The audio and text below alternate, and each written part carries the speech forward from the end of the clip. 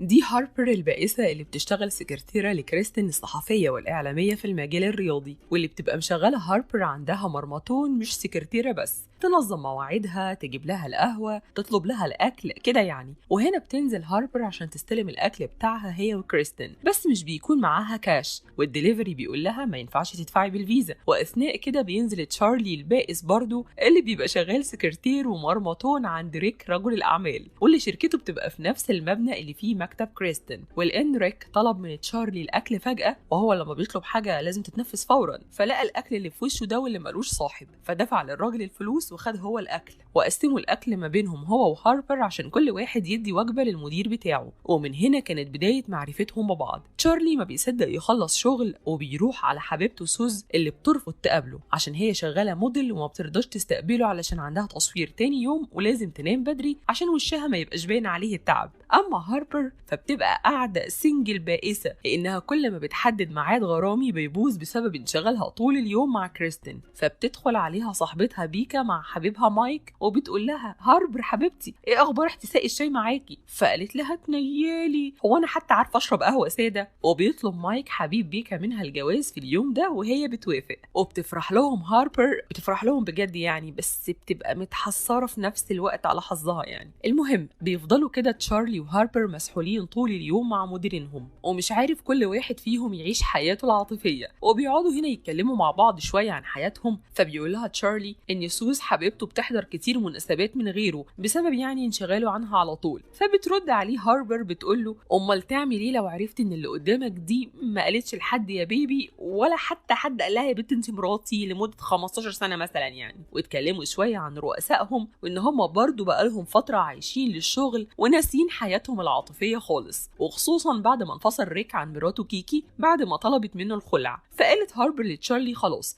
احنا نخلي ريك وكريستين يتعرفوا على بعض لحد ما يعجبوا ببعض ويحتسوا الشاي سويا وينشغلوا عننا بقى ونعيش احنا حياتنا، اصل انا مش هفضل سكرتيره لحد ما يبقى عندي 28 سنه. فقال لها تشارلي: لاحظي ان كلامك جارح، انا عندي 28 سنه وسكرتير يعني وزي الفل، بس على فكره انا مستني ومكمل في الشغل ده عشان انا خلاص قربت اترقى. وتاني يوم بتروح له هاربر وبتديله شيت فيه معلومات عن كريستين، يعني بتحب ايه وبتكره ايه، وبتقول له: احنا بالمعلومات اللي نعرفها عنهم دي هنقدر نخليهم يقربوا من بعض، ده غير ان احنا اللي بننظم مواعيدهم ونقدر نخليهم يتجمعوا سوا. فقال لها: يا سلام، فكره جميله جدا، بس انا مش موافق على الهبل ده. وبيسيبها وبيروح يقابل حبيبته سوز، وكانت الفرصه الوحيده انه يقابلها في مسرحيه ابن ريك، لانه شغال برضه عند ابنه في نفس الوقت وبيعمل له التجارب العلميه بتاعته اللي المفروض يسلمها للمدرسه. المهم هو بيروح هناك عشان يحجز مكان لريك في الصف الاول على ما يفضى هو ويجي. فسوز مش بيعجبها اللي بيحصل ده وبتقول له: انا ما احبش ارتبط بواحد بيحجز الكراسي للناس، انا عايزه حد هو اللي بيتحجز له الكراسي. فحس كده انه شكله وحش قوي وقرر انه يوافق على خطه هاربر عشان يشغل ريك عنه ويعرف يقابل حبيبته في المكان اللي يختاره. فقعدوا بقى يفكروا سوا هيجمعوهم مع بعض ازاي. فقالت له هاربر: لازم اللقاء الاول يبقى حاجه كده مميزه وفريده، زي مثلا ان هما يتحبسوا مع بعض في الاسانسير. وفعلا بيروحوا للعامل اللي شغال في اوضه التحكم في الاسانسير وبيستنوا لما بيركبوا الاسانسير سوا،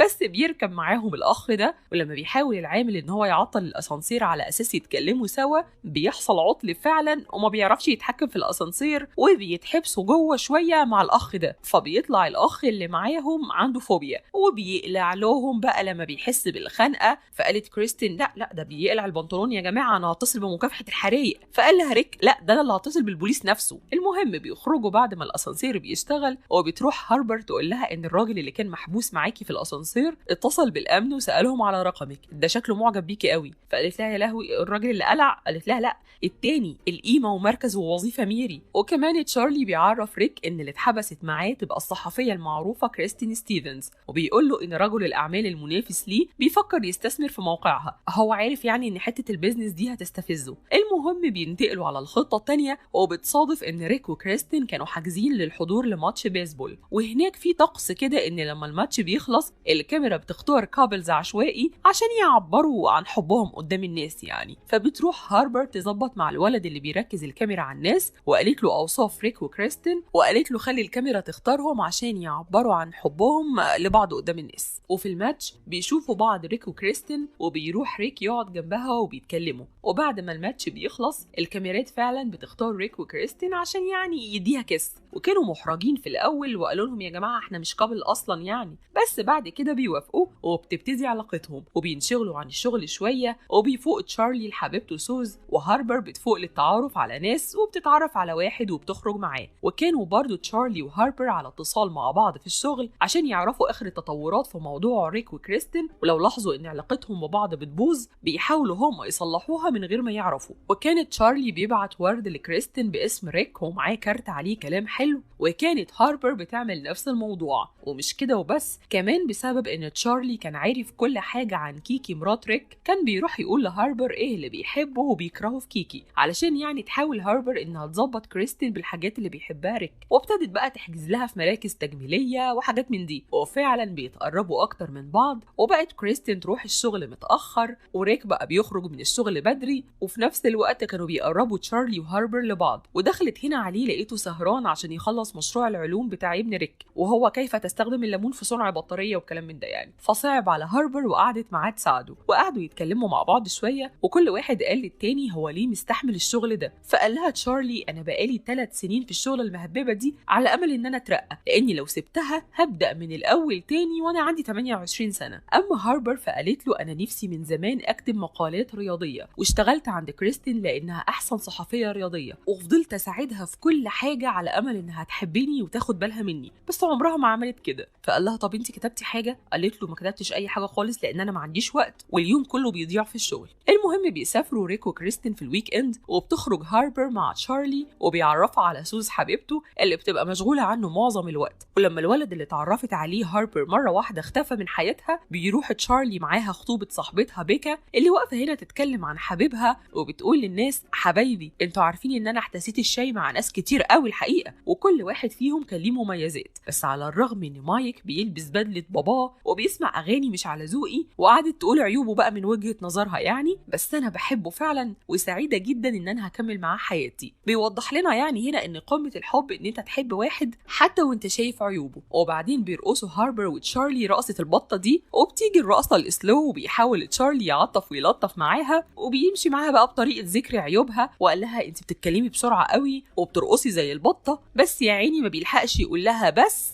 ففصلته وقالت له يا لهوي انا عايزه اكل بيتزا ناو. فسابت حفلة صاحبتها وراحوا جابوا بيتزا وكلوها، وفضل مسبل لها شوية كده، بس هي عملت نفسها مش واخدة بالها ومشيت وسابته. وبيجيله اتصال من سوز فبيكنسل عليها، ودي بتبقى بداية النهاية يا جماعة معروفة. ولما بيرجعوا ريك وكريستين من السفر بيعرفوا هاربر وتشارلي على بعض، لان هما ما يعرفوش ان هما اصلا عارفين بعض، وبيقولوا لهم ان احنا قررنا نتجوز فتعاونوا مع بعض ونظموا موضوع الفرح. فرشح لهم تشارلي جزيرة يعملوا عليها الفرح، فوافقوا قالوا لهم يحجزوا لهم للسفر هناك. وبتقول كريستين لهاربر انا هنشغل كتير الفترة الجاية، فهيبقى عندك وقت انك تكتبي المقال اللي قلتي لي عليه قبل كده بتاع الالعاب الاولمبية للمسنين. فطبعا فرحت هاربر. وكمان ريك اخيرا رقى تشارلي وطلب منه يدرب المفحوط الجديد اللي هيشتغل مكانه، فطبعا فرحت تشارلي. والحياة بتبقى جميلة لحد ما يوم بينسى تشارلي الكريدت كارد بتاع ريك على مكتبه، فبيطلب من هاربر انها تجيبه له وتحصله على محل المجوهرات علشان يختار خاتم الجواز لكريستين. فلما بتروح تجيبه له بتسمع ريك بيتكلم كلام مريب كده مع حد، فرفعت السماعة اللي بيتواصل بيها تشارلي معاه وسمعته وهو بيتكلم فيديو كول مع واحدة مكالمة ما يعلم بيها الا ربنا يعني. وبعدين بتروح على محل المجوهرات وبتقول لتشارلي على اللي سمعته، وانها شاكة انه كان بيكلم كيكي اللي كان متجوزها. فقال لها عادي هاربر يا حبيبتي ما تكبريش الموضوع، هو مشوش بس بسبب الجواز وكان محتاج يعمل كده قبل ما يتجوز، ومرة وهتعدي، يلا حبيبتي اختاري خاتم الفرح معايا.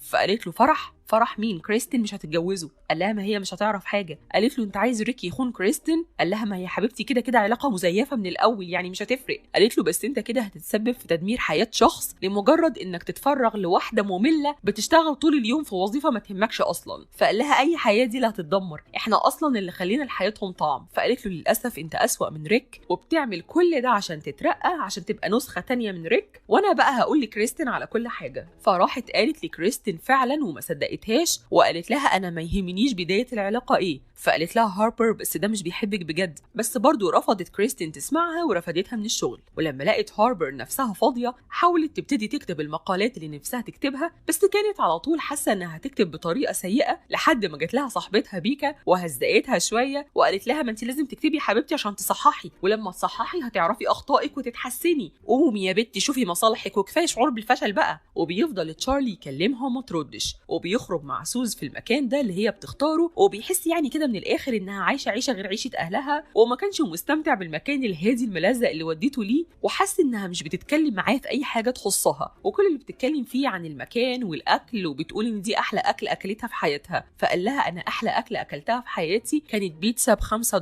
هو يقصد يعني اللي اكلها مع هاربر، وتشجع وقال لها انا مش هقدر اكمل وسابها ومشي. قالت له مع السلامه انت اصلا كنت احتياطي في حياتي يعني. وبعدين بعد فويس نوت لهاربر وقال لها انت كان معاكي حق، انا هروح وهمنع كريستين انها تتجوز ريك. وفعلا بيروح لهم على المطار وبيحاول يمنعها بعد ما بيقول لريك ان هو استقال من شغله، وقال لكريستين انت ما تعرفينيش بس انا عارفه كويس من هاربر، هي كانت بتقول كلام كويس عنك وشايفاكي مثالها الاعلى، والراجل ده مش بيحبك وانت تستاهلي حد احسن منه. فحست كريستين انها لازم تتصرف، فسالت ريك ايه اكلتي المفضله؟ فجاوب غلط. قالت له طب ايه مكاني المفضل؟ فقال لها في ايه يا كيكي مالك؟ قالت له كيكك؟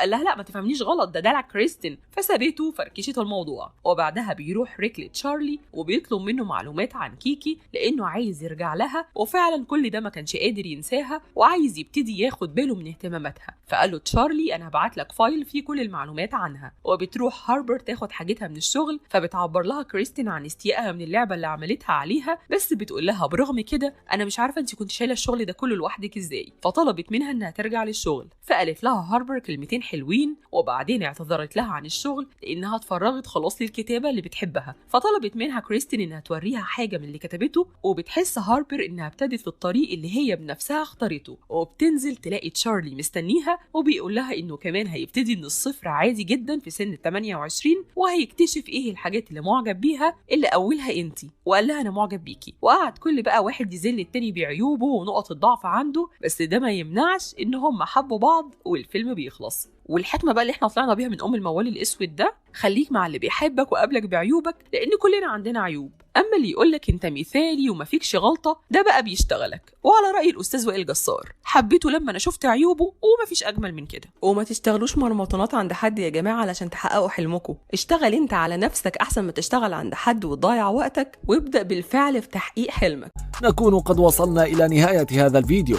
اذا اعجبكم وتريدون المزيد من هذه الفيديوهات اضغطوا على زر لايك واخبرونا في التعليقات، ولا تنسوا اشتركوا في القناة وفعلوا زر الجرس لتكونوا أول من يتوصل بالفيديو القادم. نلتقي في الحلقة القادمة، إلى اللقاء.